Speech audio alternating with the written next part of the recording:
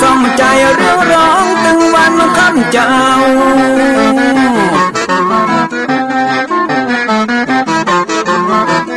เอาศีลมานำเอาธรรมมาเฝ้าคือจิตใจเฮาจุงเย็นฝ่าฟันทุกเห็นต่อไปหน้าจะบ่ไหววันแต่เนิ่นเจิญพี่น้องมาฟังรายการธรรมะเบิกบานตอน6 โมงเจ้า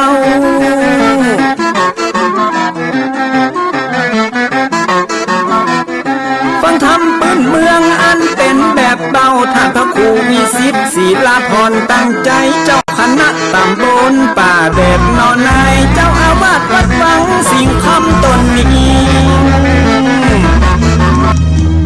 มาไหว้พระทำบุญสุนทานสืบสานตำนานโบราณกาลนานมี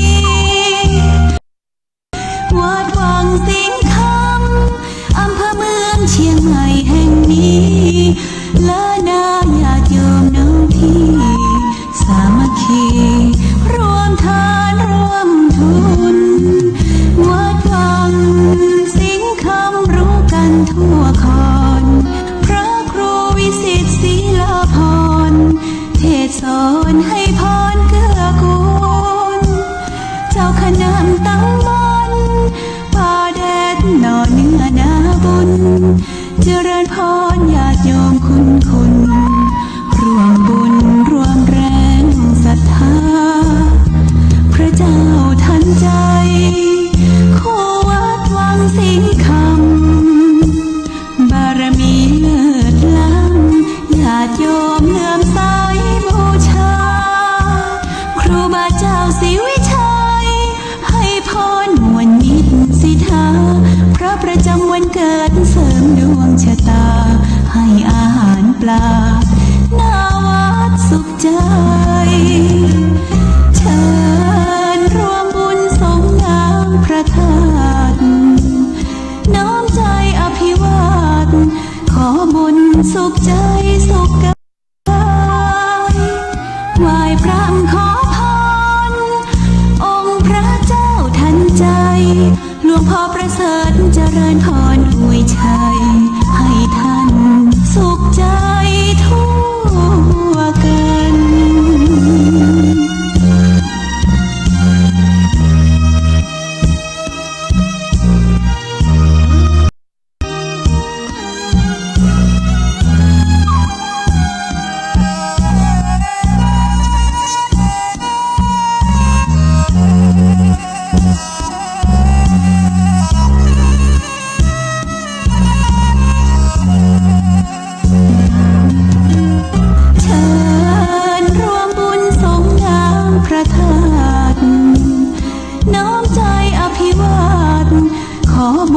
สุขใจสุขกายไหว้พระขอพรองค์พระเจ้าทันใจหลวงพ่อประเสริฐเจริญพรอวยชัยให้ท่านสุขใจทั่วกัน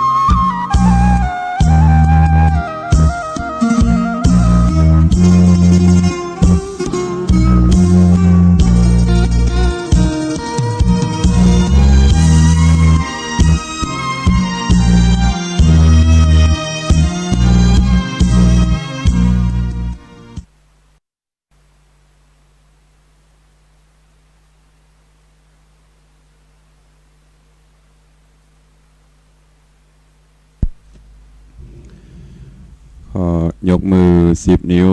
กราบนอบน้อมอย่างพระติรัตนเกี่ยวเจ้าตั้ง3 ประการอันมีพระพุทธพระธรรมพระสงฆ์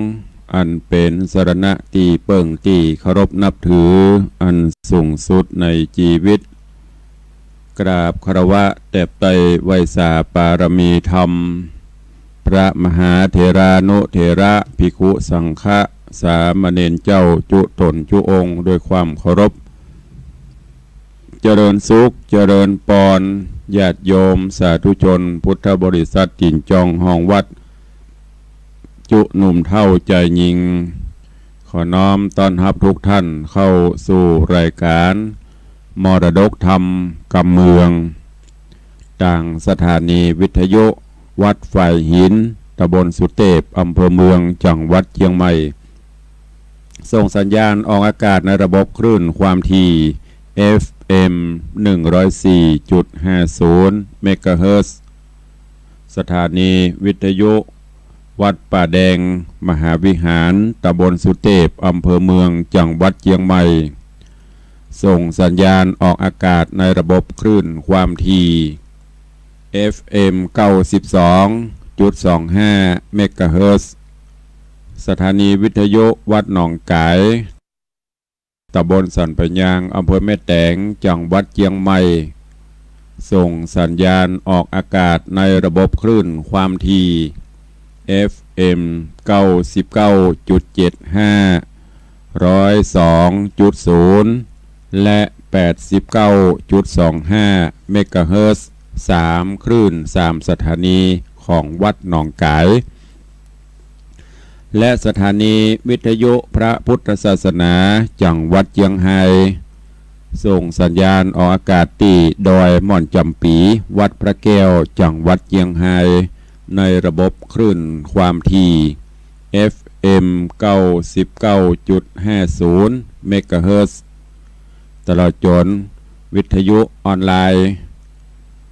Facebook เฟซไลฟ์ทางอินเทอร์เน็ตและก็ทางหอกระจายข่าวเสียงตามสายจูบ้านจูจองจูตีจูแห่งจูวัดจูวาตีได้ลิงสัญญาณจากทางแม่ข่ายถ่ายทอดสัญญาณออกอากาศ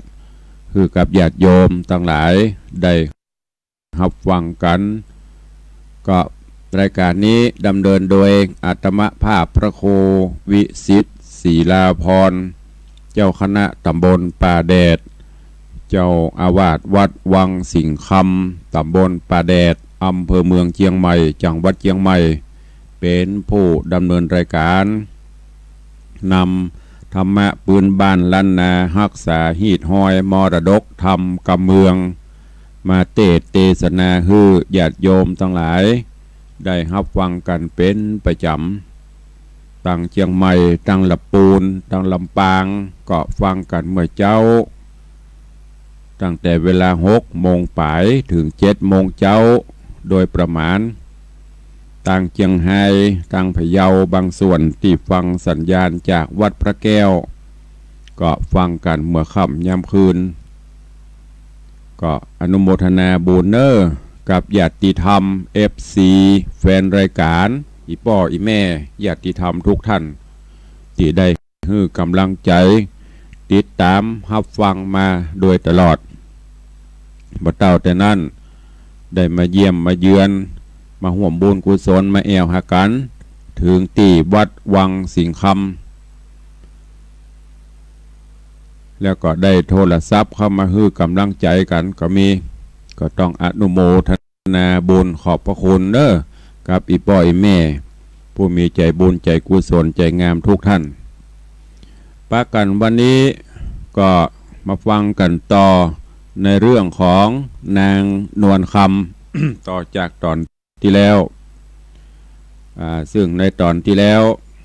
ก็มาถึงที่ทางพญาเจ้าเมืองได้โปกเปล่าข่าวสารละว่า ตอนนี้จะได้ยกลูกสาวคือกับเจ้าเมืองผู้ที่สามารถทำตามกรรมตา ของลูกเบาก็คือได้ยกเอาใบหิน ที่ ได้ขว้างสัตว์ไปแล้วก็ภัยที่สามารถฮับได้ก็จะยกเอาลูกสาวนั้นคือเมฆาบดีซึ่งในตอนนี้ก็กำลังอยู่ในระหว่างที่จัดงานที่จะยกลูกสาวคือกับพญาเจ้าเมืองแต่ว่านางบักใครได้เพราะว่า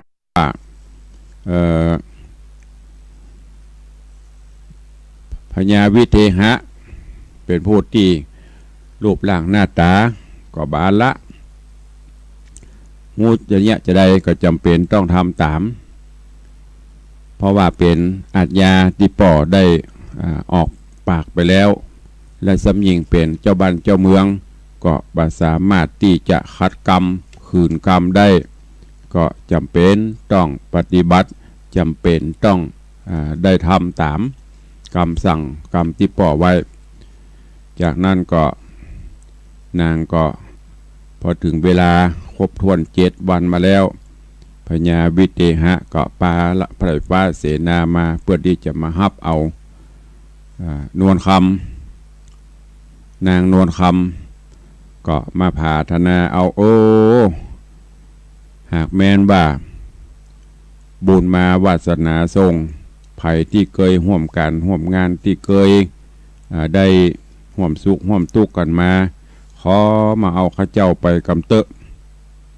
เพราะว่าบ่ใครไปอยู่โดยพญาวิเทหะนี้มางามบอดเขี้ยวก็งงนางไล่คุยยุยผมเผาลุงลังบ่ใครไปอยู่ตัวเองตอนที่แล้วมาถึงที่นี่เวลาหมดวันนี้ก็เชิญทุกท่านได้ฟังกันต่อในเรื่องของนางนวลคำก็ต้องสุมาเด้อบางเตื้ออาจจะบรรยายสลับไปพ่องเพราะว่าเมื่อเจ้าเตดแหมเรื่องเมื่อคำเตดแหมเรื่องบางเตื้อก็ใจเกลียดไปตั้งปูนก็มีก็ตั้งอกตั้งใจฟังกันในนางนวลคำในตอนต่อไปณโอกาสบัดนี้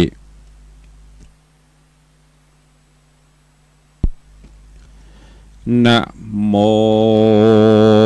ตัสสะภะคะวะโตอะระหะโตสัมมาสัมพุทธัสสะสัทธาโบฟังลาโสตุจันนาสัพพุริสะตังหลายตั้งยิ่งใจใหญ่น้อยจุงตั้งใจไฟห้อยดาฟังอย่างนางนวลคำลำดับมาแถมแล้วเล่าขอเจิญศรัทธาหนุ่มเทายิ่งใจทั้งหลายจุงตั้งใจภายทอมทาดาฟังต่อไปนานี้และนาเมื่อนานคนต่างหลายใหญ่น้อยใครกล่าวถอยหลายประการต่างสำราญม่วนเล่นบ่อใดเว้นอันใดจ้อตุงใจกวาดแกว่งใครไขว้จุแห่งอนา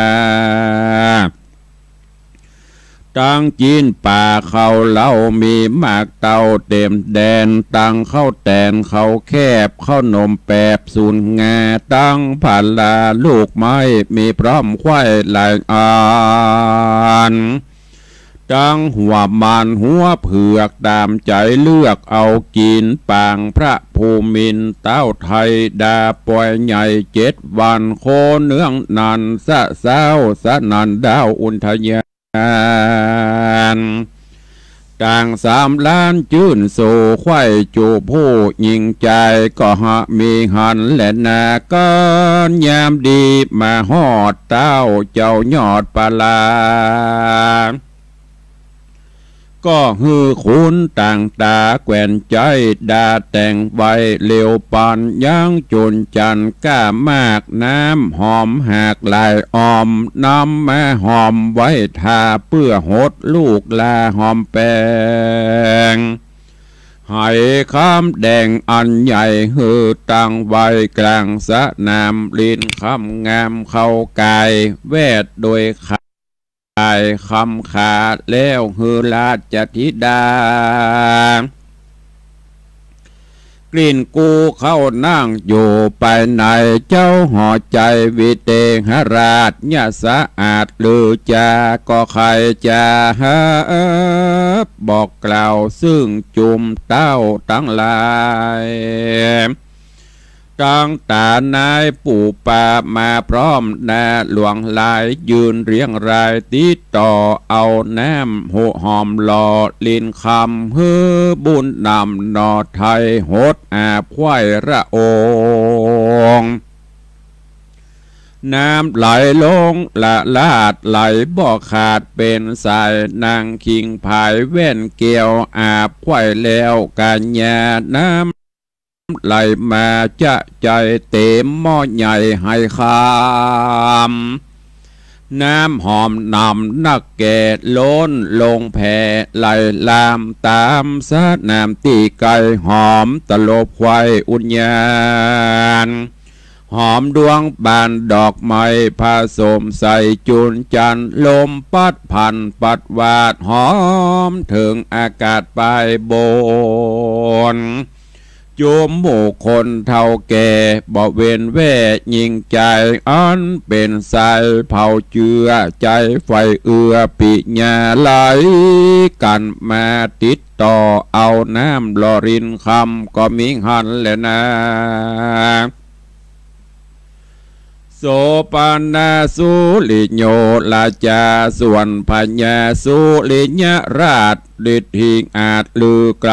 ยินมีใจจื่นโศกวาจักอยู่ปิงแปงกับความแดงหล่อเบา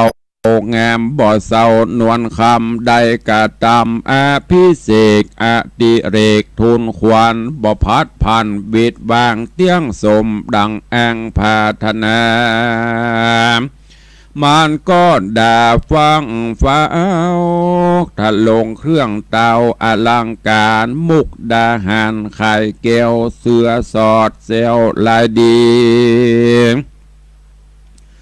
อันได้มีบอบไว้ประดับใส่จุอันตาจุนจานมุ่นแปงใส่สวยแทงเป็นแปร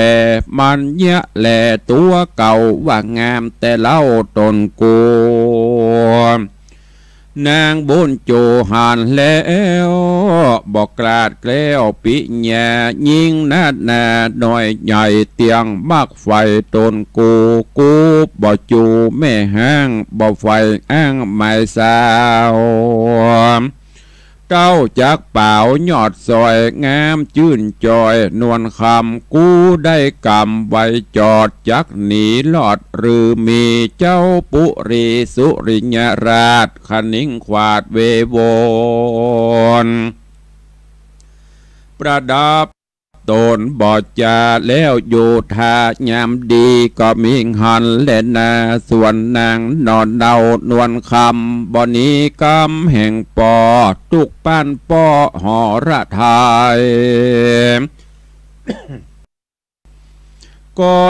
นางก็มาก้อยคัดสีใครอาบน้ำญาติพรำหลวงลายมายืนยายติดต่อเอาน้ำหล่อเล่นคำนางก้อยส่งเกตกล่าวเนี่ยลืมเล่าลายตีน้ำหอมมีบอกขาดไหลละลาดลงมานางเครื่องกาก้องแกนตุกหนีบแน่นเรือลายเจ้าขนิงหมายจะใจขอเทพปัทไทยผ่านนี้นำนางหนีพรากดาวเฮือโปนจากเต้าสุริญราชานางโสภาหนอดเนาตุกไม่เอามองขี่ก้อยคัดสีอาบน้ำกุดใจพร่ำตัวไปก็มีหันแหละนาในการละนอนใสยังมียักษ์ใหญ่ใจหันสะยองสานไว้วาดโดยอากาศเวหาพร้อมเมฆาเมฆฟ้ามาพอลุ่มฟ้าปัทภีหัน คนมีหลายแหล่จอดตุงแห่กวัดไกวจัดนับไปบ่อนน้อยหากหลายร้อยหลายปันกลิ่นจุนจันดอกไม้หอมแต่ลุ่มตายไปถึงบนสายลมจนปัดวาดขึ้นอากาศเวงหากลิ่นคันธารสเราหอมรอดเข้าดังมานมันเรียวปันบอดจาแฝงเมฆฟ้าลงมาก็หันสลีโสภาผาเสดงามลำเลิศนวลคามพงอาบดำเกตเกลาโคนแวดเฝ้าหลวงไหลมันก็ภายตาพอว่างามเต้นนอโคโอนยิงปูนดีปิงไฟเอือเอาแนบเนื้อนอนในมันเรียวใบบอจารัดจะรัดจากฟ้าไปบนเอาสองมือโตอุ้มใดยังเกี่ยวแก่นไทยบุญมีแล้วรีบหนีไววาดขึ้นอากาศบัดเดียวสะยองเรียวดันแหวไปสู่ดาวแดนมันก็มีหันแลนาอันว่าคนต่างหลายหนุ่มเทาอยู่แวดเฝ้าใหญ่ๆตุกใจลายสลังโอกแก้นกังปานผีต่างเล่นหนีฟังเฝ้าห้องเอิ้นเป่าเนืองนานว่ายักโดงตันเพศกราอุ้มนางแว่นฟ้าหนีไปโคนลำไหลหลังโลแลนสะสู่สะโซนโกละหนอันใหญ่เกิดขึ้นไข้วิญญาณ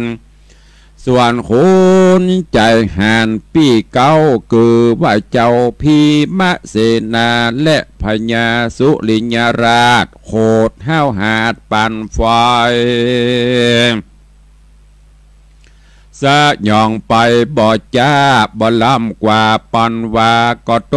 กมาที่เก่าสะย่องเล่าลายปางก็ใจจางหิวหอดจริงยังจอดเศร้าแรงใจยังแข่งโคดกลาก็บ่อาจกว่าตัวไปขุนใจไฟต่างกู้ลวดนั่งงมอยู่ได้ก็มีหันแลนะกามาทางปากาเสนโตสัทธาอาหะสัทธาอันว่าพระสัพปัญโยยอดซอยหันบาทถอยบาลีบทหลังมีไปแจงประจิงแสงเตสัตนาวัตตาสักะเลวิญญาณเนดังนี้เป็นตนภิกขเวดุราภิกขุทั้งหลายอันเป็นสายอริยะเจ้าทุกคำเจ้าภาวนาส่วนยักขาป่าไม้ก็อุ้มได้ป่าไปยังสะลีนงใบหน่อยนาดวันนะพิลาดนวลคำอันผงดำเกตเกลาคาดสีเล่ากาญายะถาและมีแย้มใดดังอันตะตานากาละนั้นอันว่าโกละหนเกลือกองเกิดไข่ห้องวิญญาณ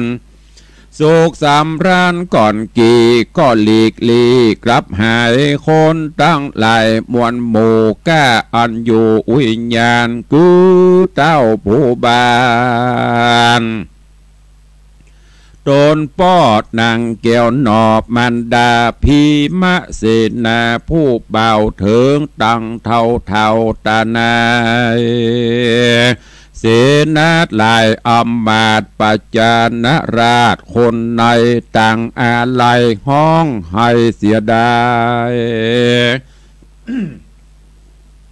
เสียได้เกี้ยวแก่นไทยนวลคำเต้าตัวดำสุริยราชและอุปราชพิมมเสนาต่างโกธาโขดกลาสยองขึ้นฟ้าบาดเดียวห้องเกี่ยวต่อตาหือยักกลามาฟัน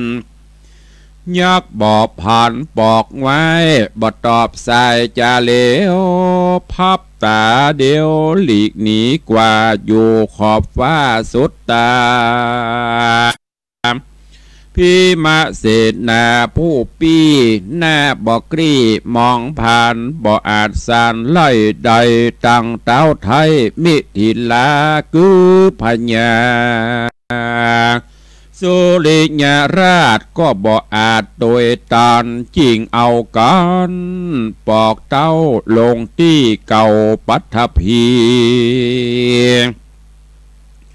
โกธามีแกนกั้งก็รีบทางไปบนคืนสู่หนอากาศสูงขนาดปันวาก็ลงมาที่เก่าสะยองลืมเล่าหลายหนขึ้นไปบนอากาศก็บ่อาจจักสานยักผีมันหยาบจาก็ลับป่าหายไปเจ้าเวียงใจจุผู้อันบ่หูและหานต่างเอาการห้องให้บ่เว้นไว้คนใดก็มีหันและนะส่วนพญาวิเทหราชและนางนาเตวีทุกมองขีดทางข้ออ่อนบ่หูผ่อนบางเบาเป็นดังเอาดอยใหญ่มาเต็งใส่อกตนใจเวบบนกับหนีบหายใจตีเป็นคราวหายใจยาวเป็นตัวเป็นเหือใครยางเหตุเสียได้นางลูกแก้วเล่าเลิศแล้วคิงพายก็ปาคนหลายม้วนหมู่ปอกเข้าสู่เวียงใจจุมคนในอำมาตย์ปัจจนราชเสนาภัยบ่จากล่าวโอเจ้าดักอยู่ไผ่มันเสียงเนื่องนันหายขาดเสียงเปียพาดมโหรีมหรสพมีจุอย่างก็เปล่าว่างเย็นบ่อยลมบ่จอยหยอดไม่สะงัดไข่เบียงใจตุงบอกไว้ปัดวาดจ้างเกี้ยวอาจลวงลายบ่ผ่านภายห้องแสนแม้บ่เล่นสะโซนจุมหมู่คนหนุ่มเทาต่างโศกเศร้ามองขี่โขงปุ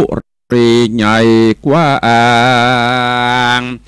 ดังเมืองห่างเย็นบ่อยก็มีหันและนาปัน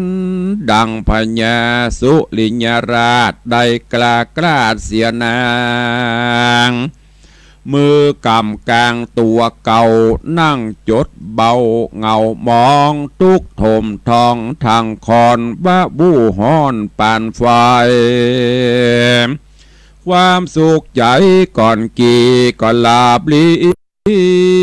นี่หายบ่สมไม้ไฟอ่างเป็นป่อห้างขันตามบ่สมกำกึดใบบ่ได้ไกลนงครานกำมาปานจุจอดเสียยังยอดนารีบุญบ่มีจัดแล้วจริงกลาดแกล้วเสียนางครางสะสูนั่งดักอยู่เดียวได้ยินละอายพวกน้อยดังข้าคอยเสนาดังพระจ่าไพร่ฟ้าจักพอนาเตียนขวัญจักปากันเหยาะย้ายพับเสียงไข่ปุรีกวนกูหนีอย่าจะรีบไว้หน้าเมือง ฮือหายเครื่องบนเสาแม่นบุญเก่าแม่ตอนเตี้ยงได้วันได้หันวันแน่บ่เนินจ้าเฮืองนานเจ้าผู้บานสุริยราชขันนิงขวาดนานนากืดไปมาทวนที่บ่มีที่สุดปลายตุกบ่หายเหือดแหงซ้อมเตื่อมแทงถมนาก็ทุนลาอาภิวาทลาเต้าวิเตหราชผู้บานแล้วโยกรีบปนหานมวนโมไว้หน้าสู่เมืองตนอันอยู่โหนแห่งห้องโค้งเขตตองมิติลาก็มีฮอนและนาโซโอโหยักขอส่วนยักใจหานบาปเศร้านางนอดเนาสมสะลีแล้วรีบหนีใบวาดโดยอากาศไปบนเทิงไพศนเถื่อนทองโคงเตตตองหิมมาปานนางนงครานยศใหญ่ก็ร้องไห้ไว้ยักกัวยักไพรกระยาบจักกันกาบเอากินกัวตกดินมวยหมอดบ่ได้รอดเป็นโคนยักษ์ทารนถอยไรไปจะใจเลี้ยวไวย้ำตะวันใส่ต่ำกอยลับเหลี่ยมน้อยยุคันทอนนกหยาบก่อนเรียงกู้พ่องบินสู่รวงรังยักษ์ตาปังใจ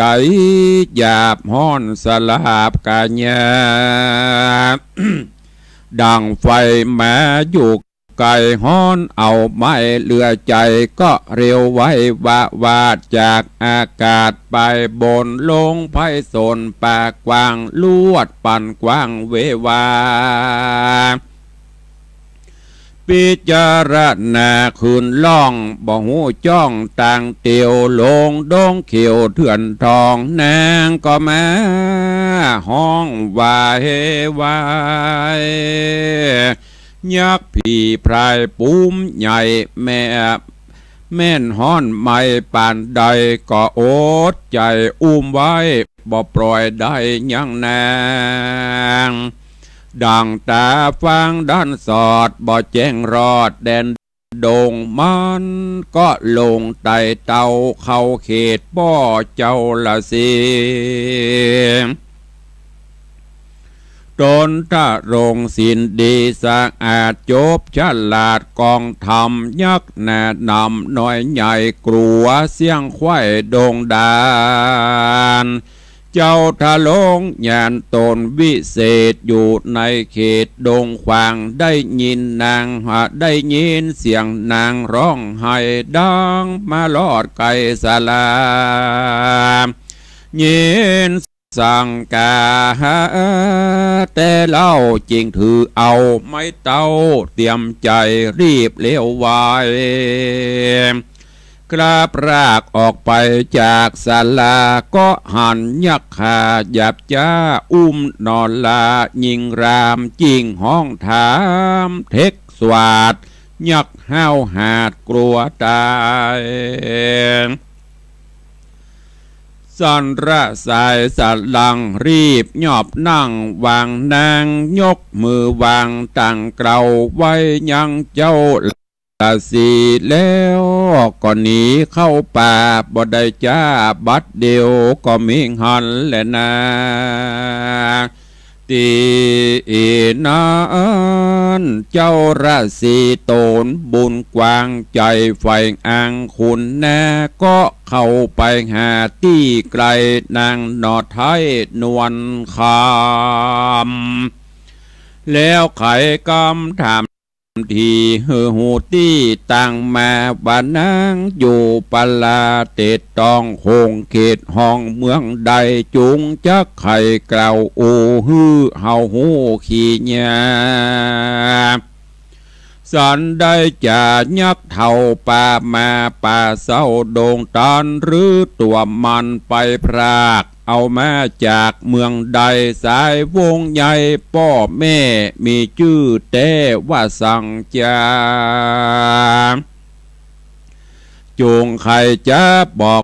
เราหือหูเก้าตามรายนางบุญภายหยดใหญ่ดังเกิดใหม่แถมโหนหายกลางวนสลังคุกเขานั่งวันตาไขขี่แย่บอกเราหือละสีเจ้าตามมีเจ้าเจียงจีฟังแล้วก็กล่าวซึ่งนางเกี่ยวนวลคำว่ากลางโด่งดำป่าไม้ไผ่ยะใหญ่มิลายนางอย่าหมายจากว่าไปนาต่างใดจูงอดใจไปจอดในห้องยอดกุดีเจ้าลานสีตนพิเศษจบแจงเปตอภิญญา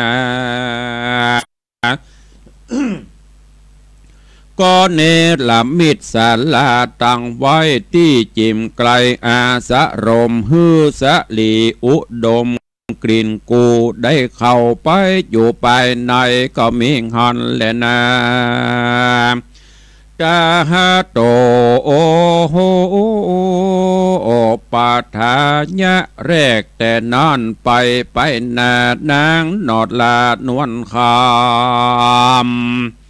อยู่ดงดำป่าเศร้ากับด้านเจ้าลานสีปฏิบัติดีบอกขาดในอาวาสศาลากรรมโศกะแต่ก่อนบ่หูผ่อนไม่หายใจยังไม่ใครพรากออกไปจากดงรีเต้าแปลงใจดีข้ามเจ้าปฏิบัติเจ้าทะลงงานเก็บดวงบานดอกไม้ตักน้ำใจและชาลหาหัวมันหัวจวากอุปาถากเจียงจีดอกไม่มีบ่อไรอยู่ที่ไกลอาลามพ้องก็มาบานงามจีจอนพ้องก็หล่อนลงดินนะแม่เพิ่งบินมาลอดเข้าใส่สอดไก่สอนสลีบังอ่อนดอดเนามองบนเสายามใดก็ออกไปเสาะใส่เก็บดอกไม้จมดวงคือมะลิหลวงข้าวเผือกดูตั้งเลือกเอามาสะบันแงหอมอ่อนสลิดซ้อนจามใบดอกหอมไกลกลี้ซอมดอกตะลอมขาวแดงดอกเอื้องแฝงกับไม่มีบ่อไรหลายสีกันทะเดหอมหืนดมแล้วจื่นหัวใจพ้องข่าวใสเป็นคุ้มพ้องห้อยลุ่มเป็นสายเหลืองแดงลายซ้ำมีพร้อมพร่ำดีลีตังจำปีจำปาขาต้นตังตั้งดอกสังอุนโดงมหาหงหลายแหล่เกตถวาแผ่ใหญ่ดอกในไพรบ่อน้อยนางยอดซอยบุญมีอยู่ปุรีเมืองใหญ่บ่หอนใดเกยหันล้างพ้องเป็นกาบซอยล้างพ้องย้อยเป็นปวงพ้องดอกหลวงเต้าสากันทะกว่าหอมเนืองพ้องบ้านเรืองรังเรือบานนึ่งเตื้อปอเดือนพ้องก็เหมือนคนแต่งบ่หูแห่งโรยลาพ้องควายมา พ้องควายมาแดงกำถึงยามคำข่าวปอนสาลีบังอ่อนนอดไทยเอี่ยวเสาะใสจมดวงตุกไหลหลวงทางคอนก็หูพรเป็นคราวแปลงใจเหงา อยู่เฝ้ากับป้อเจ้าละสีปฏิบัติดีจะใจบอกเวนไว้บันใด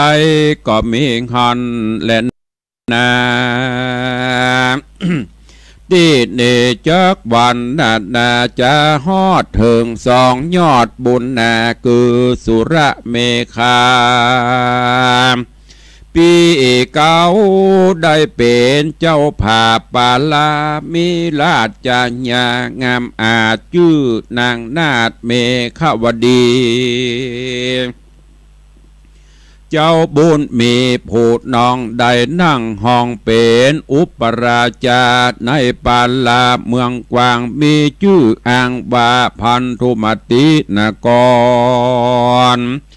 ให้อาวรโศกเศร้าตุกคำเจ้าเจยบานบ่ปอนานซักหยาดเจ้าหน่อยนาฏอุปราชา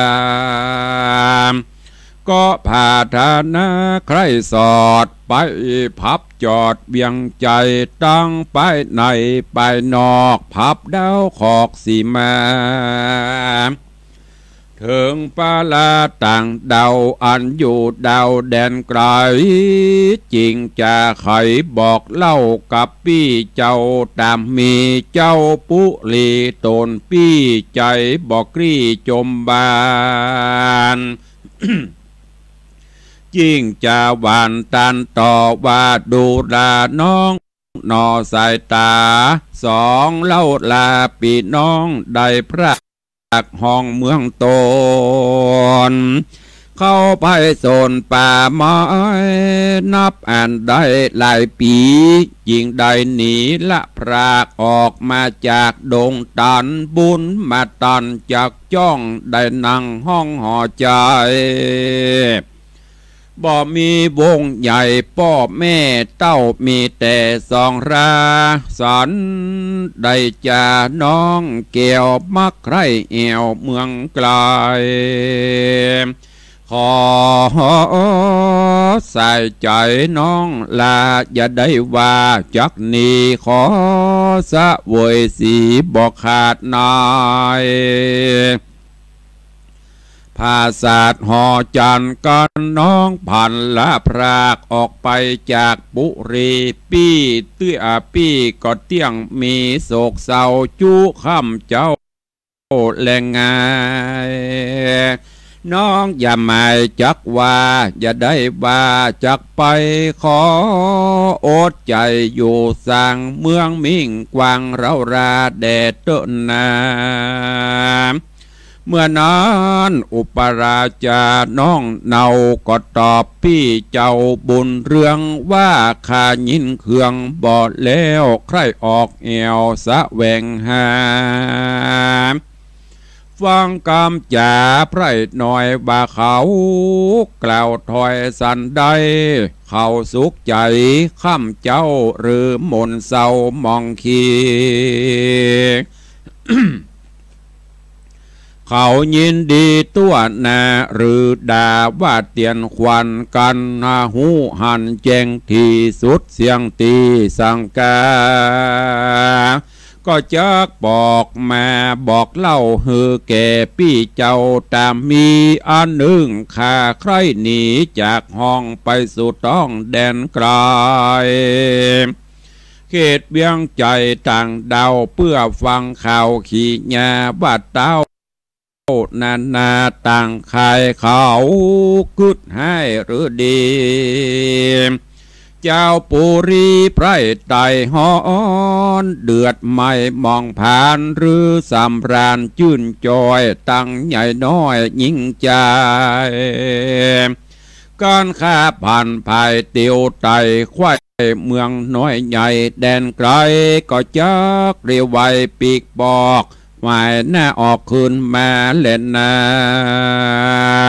นิธิตังขีญาสังวันนัดนาวิเศษจาห้องเหตุธรรมเทศนานางนวลคำก็บังกลมสมเลสเดช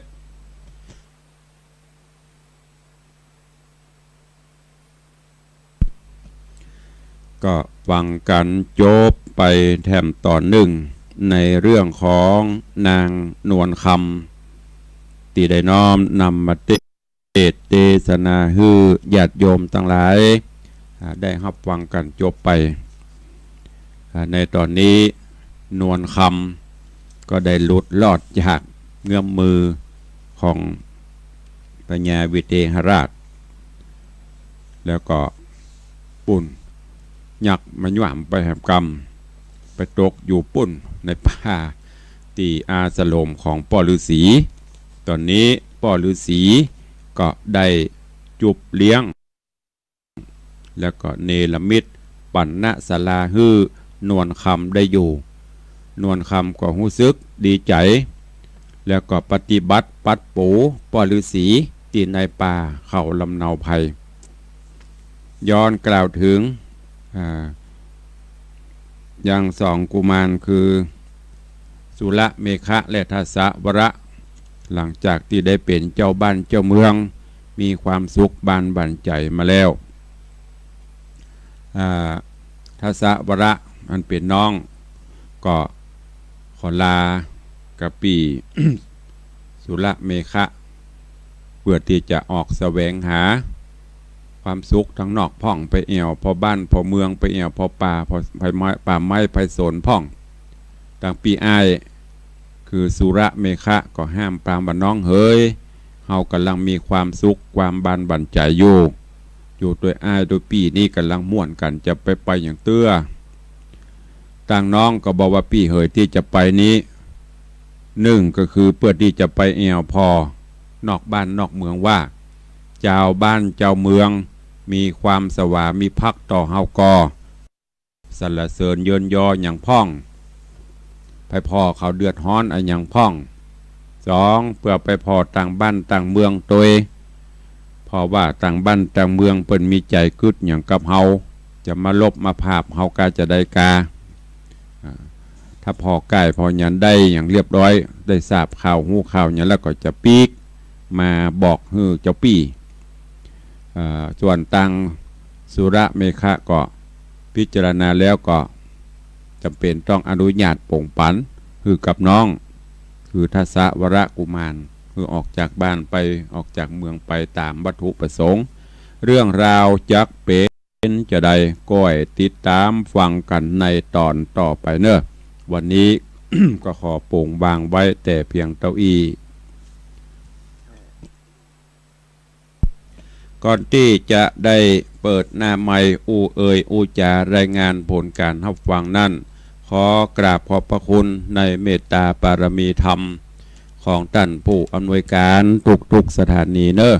บอกว่าจะเป็นสถานีวัดฝ่ายหินในเมตตาปารมีของหลวงพ่อดำพระครูปริยัติยานุศาสตร์รองเจ้าคณะอำเภอเมืองตลอดจนท่านเจ้าอาจารย์พระครูสมุวิสุวัฒน์วรกิจโจท่านผู้อำนวยการสถานีของวัดฝ่ายหินในส่วนของวัดป่าแดงก็อันมีท่านเจ้าหลวงพ่อท่านพระครูโคสิตปริยัติยาพรท่านเจ้าคณะตำบลสุเทพเจ้าอาวาสวัดป่าแดงท่านผู้อำนวยการในฝ่ายของทางสถานีวิทยุวัดหนองกายก็อันมีท่านเจ้าตุปีเสิร์ตหรือว่าพระอาจารย์ปลัดประเสริฐก็ได้มอบถวายเวลาคือตั้งรายการตั้งเชียงไฮ้ก็มีท่านอาจารย์เจ้าหลวงพ่อท่านพระครูสุธีสุตตะสุนทรท่านผู้อำนวยการได้ถวายเวลายำค่ำยำคืนฮื้อได้ออกอากาศเนอะขอไว้สากราบขอบพระคุณตลอดจนกราบขอบคุณและอนุโมทนากับเจ้าหน้าที่ช่างเทคนิคทุกสถานีตีแจ้งเจ้ามาก็ต้องคอยเกาะสัญญาณเช็คสัญญาณออกอากาศให้กับญาติโยมทั้งหลายได้รับฟังกันและที่สำคัญญาติโยมแฟนรายการกูคนเนอะที่ได้ติดตามรับฟังก็ขออนุโมทนาบุญก็เจ้าวันนี้ขออนุโมทนาขอบคุณกับญาติธรรมญาติโยมศรัทธานาบุญเนอะที่ได้มาร่วม ในการก่อสร้างห้างแปลงพระเจ้าทองคำไว้กับวัดวังสิงห์คำที่ได้ประชาสัมพันธ์เชิญชวนมวลญาติธรรมญาติโยมทั้งหลายมาร่วมกันตลอด ตะวันนี้ก็มีมาหลายท่านหลายคนที่ได้เดินทางมาร่วมบุญกุศลกับต่างวัดขอขอบคุณอนุโมทนาบุญกับโยมสิริวัลหรือว่าโยมนางสาวสิริวัลแช่งเจริญหมู่บ้านอุ่นอารีสนามกีฬาซอย1ตำบลศรีภูมิโยมปีสิริวัลแช่งเจริญได้นำเอาสร้อยคอมือน้ำหนัก3 สลึงเป็นมูลค่า 15,000 บาทได้น้อมนำมาถวายร่วมในการรอพระเจ้าทองคำอันนี้เป็นเป็นสร้อยข้อมือกับสร้อยคอน้ำหนัก3 สลึงมาห่วมขอบคุณอนุโมทนาบุญด้วยเนอะแล้วก็ ขออนุโมทนาบุญกับญาติโยมศรัทธาที่ได้บริจาคผ่านมาต่างธนาคารก็มีขอบคุณกับโยมปอเปลี่ยนสิทธิวงศ์แม่จันดีสิทธิวงศ์เนอะบ้านสีบุญเรืองหนองหอยขอบคุณกับโยมแม่อำพรบุญหมื่นอันนี้บ้านหัวฝ่ายตำบลเมืองเลนอำเภอสันทรายได้มาร่วมทำบุญครบรอบอายุ67 ปีนำแหวนทองน้ำหนัก1 สลึงมาร่วมก็อนุโมทนาบุญขอบคุณตัวเองซึ่งถึง2นี้เป็นทำบุญในวันเกิดไม่ว่าจะเป็นของโยมปีสิริวัลแช่งเจริญก็ดีก็ทำบุญครบรอบวันเกิดแล้วก็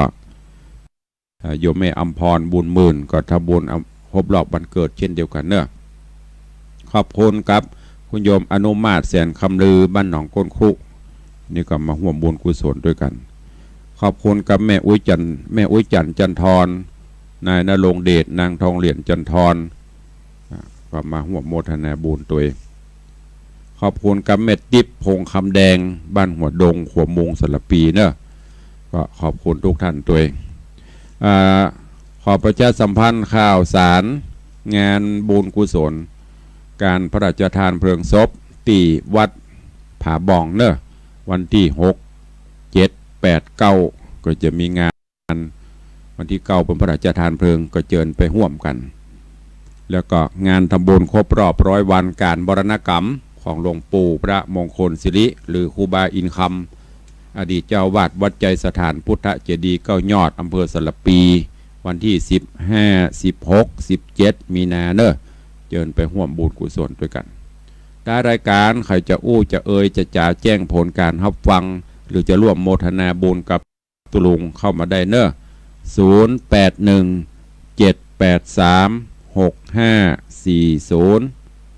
081 783 6540เจ้านี้ฟังจากที่ไหนสัญญาณจากทางใดชัดเจนพ่องแต่ว่าโยมแม่จันดีโทรศัพท์เข้ามาฟังจากลองหมุนปฏิวัติป่ายหิน 92.25 สัญญาณก็ชัดเจนดีก็อย่างที่ได้บอกไปเป็นโอกาสอันดีของญาติโยมทั้งหลายที่ต่างผอแต่ละสถานีเปิดได้ลิงสัญญาณเพื่อให้ญาติโยมได้ฟังน้ำฟังธรรมกันในยามเจ้าเกือบจะ7 โมงแล้วเนอะไผยังบัดตื่นไผยังบัดลุกเตื้อตื่นกันได้ลุกกันได้แล้วเนอะฟังธรรมหยิบรับไปกาดดักปิงบินบ่อยเจริญปอนจากที่ไหนแจ้โฮมลำปางบรรเจ้านี่สัญญาณชัดก่อ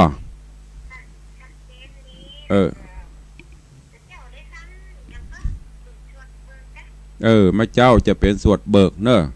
ของน่ะกล่อมรับดีเนาะขอบคุณนักเนอะแม่เนอะสาธุจากแจ้โฮมลำปางสัญญาณชัดเจนดีเจริญปอนจากไหนน้ำต้นหลวงขอบคุณเนอะสาธุจากน้ำต้นหลวง4 แยกเสมิงสัญญาณชัดเจนดีขอบคุณเนอะพี่น้องต่างแจ้โฮมลำปางก็ฟังกันหลวงหลายมีโอกาสมาเชียงใหม่ก็เชิญเนอะไปเยี่ยมไปเยือนสถานีวิทยุไปแอวที่วัดฝ่ายหินหรือว่าที่วัดป่าแดงถ้าไปแอววัดพระพุทธบาท4 ห้อยกับแวะ ที่วัดหนองกายเนอะเจริญปอนจากตังใดป่าติวตุ้ลุงถามตลอดเนอะตึงประจำเพราะว่ามันหลายเสียงก็เลยว่าอันเนี้ยขอบคุณนักเนอะสาธุเจริญปอนเนอะฮัตตุลุงคนเดียวเสียงเดียวศรัทธาจะจำแต่ญาติโยมศรัทธานี่กว่าตักผิดตักถูกเพราะบ่ได้เมมจื่อไปตัวเองถ้าเมมจื่อเนี่ยมันจะจำเพราะฉะนั้นจะถามตลอดจากน้อยนะจะไปวัดตุลุงนี่อย่างจำบ่ได้โทรกูเจ้าโทรถึงวันก็จำบ่ได้มันจำบ่ได้เพราะมันไม่เห็นตัวเนาะได้ยินแต่เสียงเจริญปอน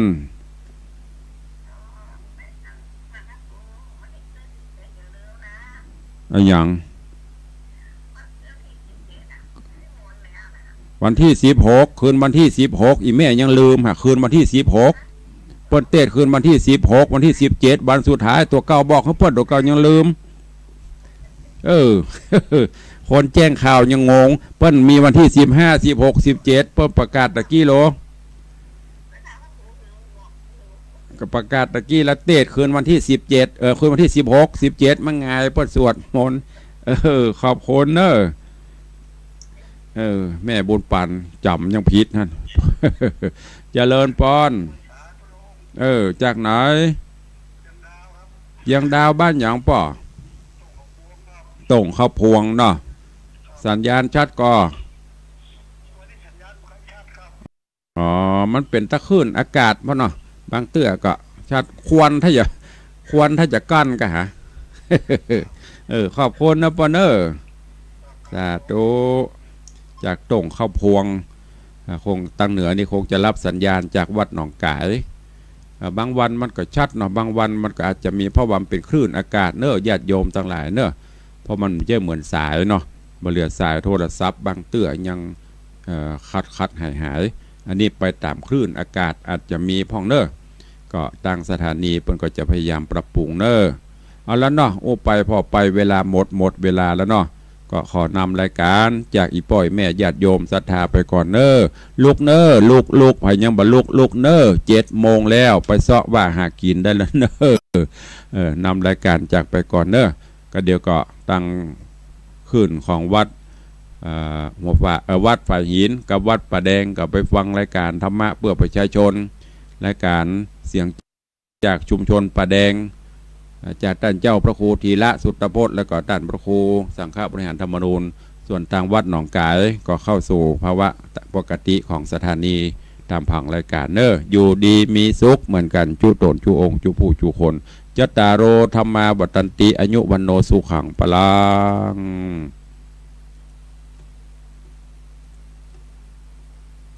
「